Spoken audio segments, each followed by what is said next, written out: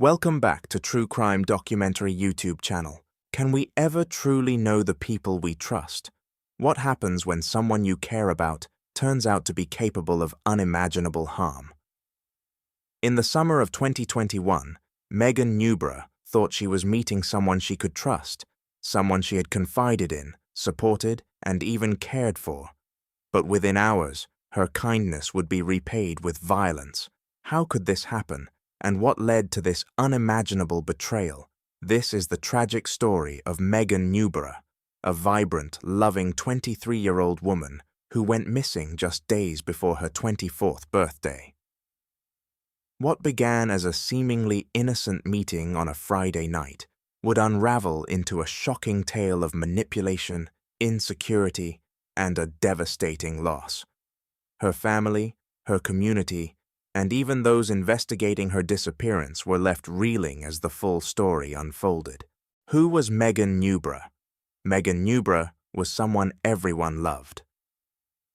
Born in August 1997, on what her family remembers as the hottest day of the year, Megan was the middle child of 3 siblings in the Newborough family.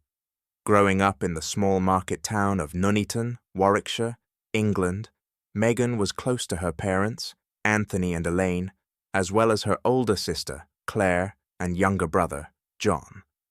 The Newboroughs were a close-knit family, and Megan was the heart of it. From an early age, Megan developed a love for 2 things: animals and dancing. She adored her pets, whether it was hamsters, rabbits, or later her beloved dog Frank. She had a deep bond with her childhood friends too, forming relationships that would last a lifetime. Megan was the type of person who could light up a room, a woman who saw the best in everyone. In her early 20s, Megan seemed to be on the right path, personally and professionally. She was working in human resources at a brick manufacturing company, Ibstock Bricks, and had earned a reputation for being helpful, caring, and hard-working. Her colleagues and family often remarked on her kind nature, always willing to listen, always ready to lend a hand. In her personal life, Megan was like many other young women her age, excited about her future. She was saving up to buy her first home, looking forward to new adventures, and embracing her independence. Life seemed full of potential, but what none of her loved ones knew was that Megan had recently become involved with a man who would take all of that away in one terrifying evening. The man she trusted. In the weeks leading up to that fateful August night, Megan had been seeing 30-year-old Ross McCullum, a man she had met through work. He was a brickmaker at the same company where Megan worked in HR. From the outside, their relationship seemed like a new and promising romance. Ross would send her messages every morning, calling her beautiful, and they had started to spend more time together. To Megan, Ross appeared to be someone she could trust. He confided in her about his struggles and insecurities, and she took on the role of a caring confidant, trying to support him.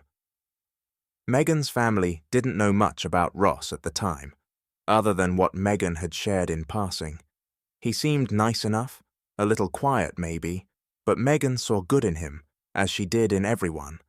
But behind the messages of affection and vulnerability, Ross was dealing with deeper issues that would soon surface in a horrific way. He struggled with self-esteem, particularly around his sexual performance, and confided in Megan about his battle with impotence, which he attributed to medication for his ADHD. Megan, ever the empathetic listener, tried to help him through it, but she could never have anticipated how dangerous Ross's frustrations and insecurities would become. The night Megan disappeared, on Friday, August 6, 2021, Megan left her family home around 7:30 p.m., telling her mother, Elaine, that she was going out for a walk with someone. It wasn't unusual for Megan to leave the house for a few hours in the evening, so her family didn't think much of it. She hadn't dressed up or put on makeup, which suggested she was going somewhere casual, somewhere she felt comfortable. Her parents expected her back within a couple of hours. but by 9:30 p.m., there was no sign of Megan. As the night wore on, her family began to worry. They sent her messages, through text, through WhatsApp, but there was no response.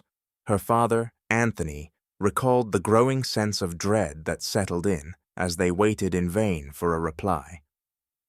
Something was wrong, and they knew it. By the next morning, Megan still hadn't come home, and her parents contacted the police to report her missing. It wasn't like Megan to disappear without telling anyone. The Newborough family's life was about to take a dark and unexpected turn. The search begins. Warwickshire police began their investigation by retracing Megan's steps. They tracked her car, a white Citroën C3, using automatic number plate recognition technology. The car had been spotted by a camera just 30 minutes from her home late on Friday night. Initially, this seemed like a good sign. Perhaps Megan had gone for a drive, or maybe she was with someone. But the fact that her phone was still off and there were no responses to any of her family's messages left everyone uneasy. The investigation led officers to the home of Ross McCullum in Colville, a town about 40 minutes away from Nuneaton. When police first spoke to Ross, he seemed cooperative. He told them that Megan had come over to his house that evening, but that she had left around 9 p.m. He claimed he had sent her several messages after she left, asking if she had made it home safely, but he hadn't heard back. His story, at least on the surface, seemed plausible. But something didn't sit right with the investigators. Police asked Ross if they could search his home. What they found there would quickly escalate the situation from a missing person investigation to something far more sinister.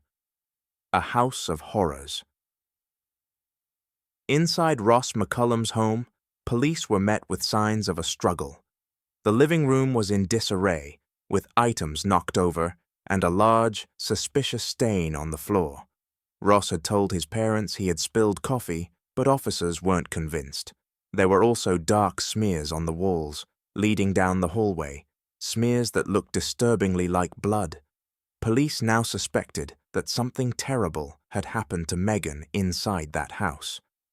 The evidence pointed to a violent encounter, and Ross's calm demeanor started to crumble. Under pressure, he made a horrifying confession. Megan was dead, and her body had been left by a country road.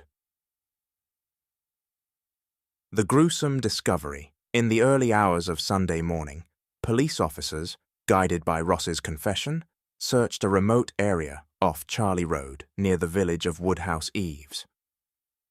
In the overgrown brambles by the side of the road, they found Megan's body. She had been strangled, and her throat had been slashed multiple times. It was a brutal and senseless end to a life that had been full of promise. The post-mortem revealed that Megan had sustained multiple injuries to her neck, but the cause of death was determined to be strangulation. The knife wounds had been inflicted after she was already dead, a chilling detail that suggested Ross had acted out of a rage that went beyond simply wanting to kill. A calculated cover-up. As police pieced together the events of that night, it became clear that Ross had not only killed Megan, but had gone to great lengths to cover up his crime. After murdering her, he had used her own car to transport her body to the remote location where it was later found. Along the way, he disposed of Megan's belongings, including her phone, which he tossed into a hedge near a footpath.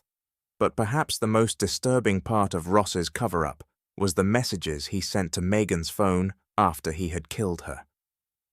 In a twisted attempt to appear concerned, he sent her affectionate messages, asking if she had made it home safely, calling her amazing, and leaving voicemails filled with faux worry. It was as if he was trying to create an alibi in real time, pretending to care for her, even as her body lay abandoned in the countryside. At around 9:50 p.m., shortly after disposing of Megan's body, Ross was caught on CCTV at a local fitness center. He had stopped to throw away items of evidence, including his bloodied clothes, and some of Megan's belongings. His actions were cold, calculated, and methodical. The trial and the unraveling truth. When Ross McCullum was finally arrested, he confessed to killing Megan, but claimed it wasn't murder. He insisted that he hadn't intended to kill her, that it had been a moment of uncontrollable rage triggered by a traumatic episode related to his childhood abuse. He told the court that Megan had tried to touch him intimately that night, and it had triggered memories of the abuse he had suffered. According to him, this caused him to snap. However, the prosecution painted a very different picture. They argued that Ross had killed Megan out of humiliation. He had been struggling with impotence, something that deeply affected his self-esteem. On the night of the murder, the couple had planned to be intimate, but when things didn't go as he had hoped, Ross's frustration turned into violent rage. The prosecution believed that Ross's insecurities had driven him to commit a brutal, premeditated murder. During the trial, Ross's defense team tried to present him as a man haunted by his past, but the jury didn't take long to reach their verdict. After just 90 minutes of deliberation, they found Ross McCullum guilty of murder.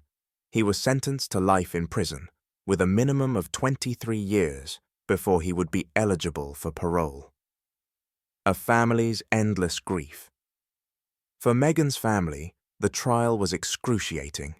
They had to listen to the details of how their daughter's life had been violently taken by someone she trusted. Anthony Newborough, Megan's father, said after the verdict that his daughter had always believed in helping others. She had seen the best in people, even in Ross, who had ultimately taken her life. Megan lost her life trying to help somebody, he said. The family would never be the same. The loss of Megan left a permanent hole in their lives, but in the face of their grief, they have found ways to honor her memory and keep her spirit alive. Megan's legacy. In the months following Megan's murder, her family established the Megan Newborough Foundation. The foundation supports causes that were close to Megan's heart, including mental health awareness and animal welfare. It's a way for the Newborough family to ensure that Megan's legacy of kindness and compassion continues, even in the wake of such a tragic loss. In November 2021, just a few months after Megan's death, her family and friends came together to run a marathon in her memory. 50 of Megan's loved ones participated in a 5K park run, raising funds for the White Ribbon charity, which works to end violence against women. Together, they completed a marathon distance, just as Megan had dreamed of doing one day. While nothing can bring Megan back, her family is determined to make sure that her life continues to make a difference. Through their work with the foundation, they are not only keeping her memory alive, but also fighting for justice and change, so that other families don't have to endure the same kind of pain. If you enjoyed this video, don't forget to like and subscribe. Be sure to check out our other videos for more captivating stories. Take care, and we'll see you in the next one.